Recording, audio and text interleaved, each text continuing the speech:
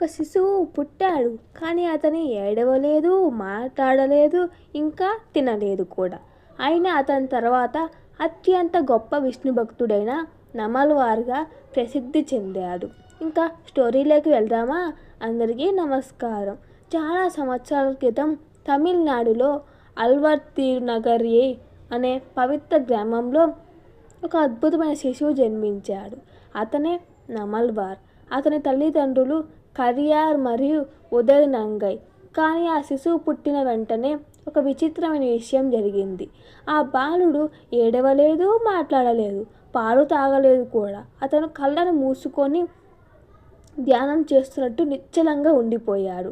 తల్లిదండ్రులు ఆశ్చర్యపోయి ఆ బాలుడిని గ్రామంలో ఒక పెద్ద చింత చెట్టు దగ్గర ఉన్న విష్ణువు ఆలయం వద్ద దేవుడే దీనికి రక్షణ అని భావించి ఉంచారు. అక్కడ ఆ బాలుడు ఏళ్ల తరబడి ధ్యానం చేస్తూ కూర్చున్నాడు. అతని ముఖం మాత్రం దివ్య కాంతితో మెరిసిపోతుంది. ఒకరోజు ఒక భక్తుడు మాత్రం యాత్ర చేస్తూ అక్కడికి వచ్చాడు. అతనే మధురకవి ఆళ్వార్. ఇతను కూడా ఒక ఆళ్వార్లలో. అతను ఆకాశంలో ఒక దివ్య కాంతి కనిపించడంతో అతను ఆ కాంతిని అనుసరిస్తూ ఆ గ్రామానికి వచ్చాడు. అక్కడే చెట్టు క్రింద ధ్యానంలో కూర్చున్న బాలుని చూసి ఆశ్చర్యపోయాడు. ఆ బాలుడు నిజంగా మహాత్ముడా అని తెలుసుకోవడానికి చనిపోయిన దేహంలో చిన్న జీవం పుడితే అది ఏమి తింటుంది, ఎక్కడ ఉంటుంది అని ప్రశ్న అడిగాడు.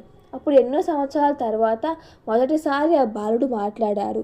అది అదే దేహాన్ని తింటూ అదే లోపల ఉంటుంది అని చెప్పారు. ఈ జ్ఞానాన్ని విని మధురకవి ఆళ్వార్ వెంటనే అర్థం చేసుకున్నాడు. ఈ బాలుడు సాధారణుడు కాదు, దైవజ్ఞానం కలిగిన మహర్షి. అప్పటి నుంచి అతను నమల్వార్ శిష్యుడిగా మారాడు. తర్వాత నమల్వార్ అనేక అద్భుతమైన భక్తి కీర్తనలు పాడాడు. ఆ కీర్తన తర్వాత నళీర దివ్య ప్రబంధంలో భాగమయ్యాయి. వాటిలో ముఖ్యమైన గ్రంథం తిరువైమోలి. ఈ కీర్తనలు విష్ణుమూర్తిపై అత్యంత ప్రేమ మరియు భక్తిని చూపిస్తాయి. ఈ స్టోరీ నుంచి మనం నేర్చుకోవాల్సింది, దేవుని కృప ఉన్నవారు చిన్నప్పుడే దివ్య జ్ఞానం పొందుతారు. నిజమైన భక్తి అంటే మాటలు లేకపోయినా ప్రపంచాన్ని ప్రభావితం చేయగలవు. ఇంతటితో నమల్వార్ గురించి పూర్తిగా తెలిసిందా? ఇంకా మధురకవి ఆళ్వార్ గురించి మనం తెలుసుకున్నాం. Thank you for watching. Please share and subscribe అండి.